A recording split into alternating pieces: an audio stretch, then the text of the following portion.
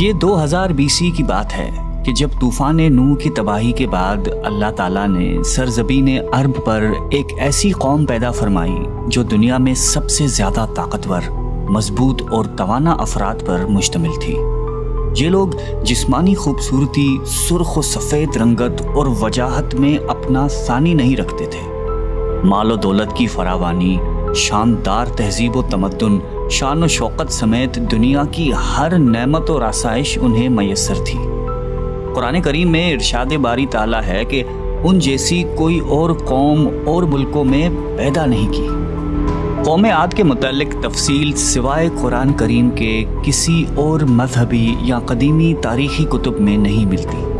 اس لیے اس قوم کی حالت کا نقشہ یا قرآن کریم کے ذریعے بن سکتا ہے یا پھر ان اثریات کے ذریعے جو محققین علم آثار نے ان کے بارے میں حاصل کی ہیں۔ مورخین لکھتے ہیں کہ عاد نام کا ایک شخص حضرت نوح کی چوتھی نسل میں ان کے بیٹے سام کی اولاد میں سے تھا۔ چنانچہ اس شخص کی اولاد اور اس کی پوری قوم عاد کے نام سے مشہور ہو گئی۔ وہ اعرابی تھے جو بہت لمبے اور مضبوط ستونوں پر قائم کردہ عالی شان محلات میں رہا کرتے تھے۔ قرآن کریم نے انہیں ارم ذات العماد یعنی ستونوں والے کے نام سے یاد کیا ہے۔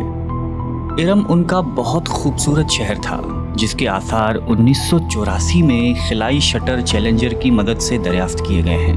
یہ علاقہ آج کل عمان کا حصہ ہے۔ بحریہ عرب اور بحر احمر کے درمیان عمان، حضرموت، بحرین اور مغربی یمن تک ایک وسیع صحرا ہے جسے صحرائے الحقاف کہتے ہیں۔ یہ دنیا کے عظیم صحراؤں میں سے ایک ہے جس کا رقبہ ایک محتاط اندازے کے مطابق 65 لاکھ مربع میٹر ہے۔ اس صحرا میں سفید اور باریک ریت کے ہزاروں فٹ اونچے پہاڑ نما ٹیلے ہیں جہاں کوئی بھی چیز پھینکی جائے تو منٹوں میں غائب ہو جاتی ہے۔ کسی زمانے میں یہ دنیا کا سرسبز و شاداب علاقہ تھا اور وہاں یہ قوم عاد آباد تھی۔ آج یہ بھیانک صحرا اللہ تعالیٰ کی کھلی نشانیوں میں سے ایک اور اہل زمین کے لیے جائے عبرت ہے۔ قرآن کریم میں ارشاد باری تعالیٰ ہے کہ وہ ارم جو ستونوں والے تھے جن کی مانند کوئی قوم ملکوں میں پیدا نہیں کی گئی۔ بعض مفسرین نے لکھا ہے کہ ارم عاد کے دادا کا نام تھا جیسا کہ ان کے شجرہ نسب میں بیان کیا گیا تھا۔ ڈاکٹر اسرار احمد تحریر فرماتے ہیں کہ عام مورخین کا خیال ہے کہ ارم قوم عاد کے شاہی خاندان کا لقب تھا۔ حالیہ دور میں ایک شہر کے جو زیر زمین آثار دریافت ہوئے ہیں ان سے پتہ چلتا ہے کہ اس شہر کے فصیل پر 30 ستون یا مینار بنائے گئے تھے۔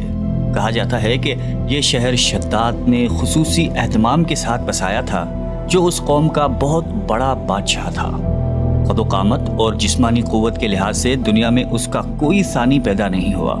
اس طرح اس قوم نے جس معیار اور جس انداز کی تعمیراتیں کی، ایسی تعمیرات اس سے پہلے دنیا میں کبھی کسی قوم نے نہیں کی۔ شاید اسی لیے یہ جگہ شداد کی جنت ارضی کے نام سے تاریخ میں مشہور ہے، تاکہ لوگ آخرت کی جنت کے بدلے اس نقد جنت کو اختیار کر لیں۔ مگر جب یہ عالی شان محلات تیار ہو گئے اور شداد نے اپنے روسائے مملکت کے ساتھ اس میں جانے کا ارادہ کیا تو ان پر اللہ تعالیٰ کا عذاب نازل ہوا اور وہ سب ہلاک ہو گئے اور وہ محلات بھی مسمار ہو گئے۔ اس اعتبار سے اس آیت میں قوم عاد پر آئی ایک خاص عذاب کا ذکر ہوا ہے جو شداد بن عاد اور اس کی بنائی ہوئی جنت پر نازل ہوا۔ ایک اور روایت کے مطابق عاد کے بیٹے شداد نے جب جنت کے نام اور خصوصیات سے متعلق سنا تو اس نے زمین پر ایسی ہی جنت بنانے کا ارادہ کیا اور عدن کے کسی صحرا میں تعمیرات کا کام شروع کر دیا اور مسلسل 300 برس کی شب و روز کی محنت کے بعد دنیا میں ایک خوبصورت جنت بنا دی جس میں شاندار محلات بھی تھے اور نہریں اور آبشار بھی۔ شداد کی عمر 900 سال ہو چکی تھی۔ ایک دن اس نے قوم عاد کے لوگوں کو جنت کے دیدار کی دعوت دی۔ وقت مقررہ پر وہ اپنے لوگوں کے ساتھ جنت کی جانب روانہ ہوا۔ ابھی شہر ارم کے عالی شان دروازے کے قریب ہی پہنچا تھا کہ رب ذوالجلال کے عذاب نے آ گھیرا۔ یوں شداد اپنی جنت کے ساتھ زمین میں ہی زندہ دفن ہو گیا۔ طوفان نوح کے بعد قوم عاد ہی وہ پہلی قوم تھی جو بتوں کے پجاری بنے۔ علامہ جلال الدین سیوطی اپنی تفسیر میں تحریر کرتے ہیں کہ قوم عاد نہایتی زور آور اور بہادر قوم تھی۔ وہ سب بت پرست تھے۔ مختلف کتب میں ان کے بتوں کے مختلف نام بیان کیے گئے ہیں۔ کچھ نے بتوں کے نام صدا، سمود اور ہیرا بتائے ہیں۔ مورخین کی رائے کے مطابق ان کے معبود بھی قوم نوح کی طرح پتھر کے 5 بت یعنی ود، سوا، یغوث، یعوق اور نصر ہی تھے۔ کفر و شرک کے سمندر میں غرق قوم عاد کی بد اعمالیاں جب اپنی انتہا کو پہنچ گئیں تو اللہ تعالیٰ نے انہی کے قوم کے ایک نیک اور صالح بندے کو ان پر پیغمبر بنا کر مبعوث فرمایا۔ حضرت ہود قوم عاد کی سب سے معزز شاخ خلود کے ایک خوبصورت اور وجیح شخص تھے۔ حضرت ہود علیہ السلام نے ان سے کہا کہ بھائیو، ایک اللہ ہی کی عبادت کرو، اس کے سوا کوئی تمہارا معبود نہیں۔ قوم عاد کے سرداروں نے جواب دیا کہ تم ہمیں احمق نظر آتے ہو اور ہماری نظر میں تم جھوٹے ہو۔ حضرت ہود نے کہا کہ میں رب العالمین کا پیغمبر ہوں اور اللہ کا پیغام تم تک پہنچاتا ہوں۔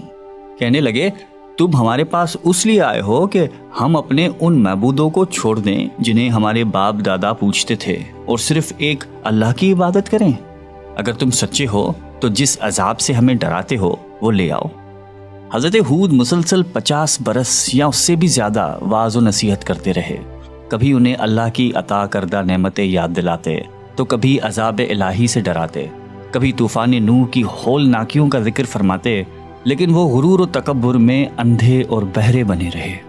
انہیں اپنی طاقت پر بڑا گھمنڈ تھا۔ ارشاد باری تعالیٰ ہے کہ قوم عاد ناحق ملک میں غرور کرنے لگی اور کہنے لگی کہ ہم سے بڑھ کر قوت میں کون ہے۔ قوم عاد کے 13 خاندان تھے۔ عمان سے لے کر یمن تک ایک طویل علاقے میں ان کی بستیاں تھیں۔ سرسبز و شاداب کھیت و کھلیان، پھلوں پھولوں سے لدے ہوئے باغات، میٹھے پانی کی بل کھاتی نہریں، خوبصورت آبشاریں اور تندرست و توانا قوی، مضبوط اور قداور جسامتیں، انہی سب نعمتوں نے انہیں شدید گھمنڈ میں مبتلا کر رکھا تھا۔ حضرت ہود علیہ السلام نے اپنی قوم کو راہ راست پر لانے کے لیے بڑی جدوجہد کی، لیکن قوم عاد آپ کو جادوگر اور سحر زدہ شخص خیال کرتے تھے کہ جنہیں ان کے پتھر کے باطل خداؤں نے دیوانہ بنا دیا تھا۔ بالآخر وہ لمحہ بھی آ گیا کہ جب حضرت ہود علیہ السلام نے بارگاہ الہی میں دعا فرمائی کہ اے میرے پروردگار، انہوں نے مجھے جھوٹا کہا ہے، اب تو میری مدد کر۔ فرمایا اے نبی، یہ تھوڑے ہی عرصے میں اپنے کیے پر پچھتانے لگیں گے۔ اللہ تعالیٰ نے اپنے نبی کی دعا قبول فرمائی اور قوم عاد پر عذاب کی ابتدا ہوئی۔ بادلوں کے فرشتے کو حکم ملا کہ اب بارش نہ برسائی جائے۔ چشموں کے فرشتوں کو حکم ملا کہ ان کے چشموں اور آبشاروں کو خشک کر دو۔ دیکھتے ہی دیکھتے شادابی ویرانی میں بدل گئی، مویشی مرنے لگے، پھل اناج ناپید ہو گیا۔ پوری قوم خشک سالی کا شکار ہو کر بدحال و پریشان ہو گئی۔ یہ سلسلہ مسلسل 3 سال چلتا رہا۔ نبی سے قوم کی یہ پریشانی دیکھی نہ جاتی تھی۔ مسلسل واعظ و نصیحت کرتے رہتے اور فرماتے کہ اے میری قوم، اپنے پروردگار سے بخشش مانگو، پھر اس کے آگے توبہ کرو، وہ تم پر آسمان سے مینا برسائے گا اور تمہاری طاقت اور قوت میں اضافہ فرمائے گا۔ کہنے لگے ہود، تم ہمارے پاس کوئی دلیل ظاہر نہیں لائے، ہم صرف تمہارے کہنے سے نہ تو اپنے معبودوں کو چھوڑنے والے ہیں اور نہ تم پر ایمان لانے والے ہیں۔ ہم تو یہ سمجھتے ہیں کہ ہمارے کسی معبود نے تمہیں آسیب زدہ کر کے دیوانہ کر دیا ہے۔ اس زمانے میں یہ دستور تھا کہ قوموں کو جب کوئی مشکل آ گھیرتی تو وہ بیت اللہ شریف جا کر اللہ کے آگے آوازاری کرتے اور ان کی مشکل رفع ہو جاتی۔ یعنی کافر قومیں بھی اس حقیقت کو تسلیم کرتی تھیں کہ اس ارض و سما کے مالک ایک لافانی قوت موجود ہے۔ چنانچہ قوم عاد کے 70 سرکردہ افراد مکہ مکرمہ پہنچے، جہاں معاویہ بن بکر کی حکومت تھی۔ معاویہ کی ماں کا تعلق قوم عاد سے تھا۔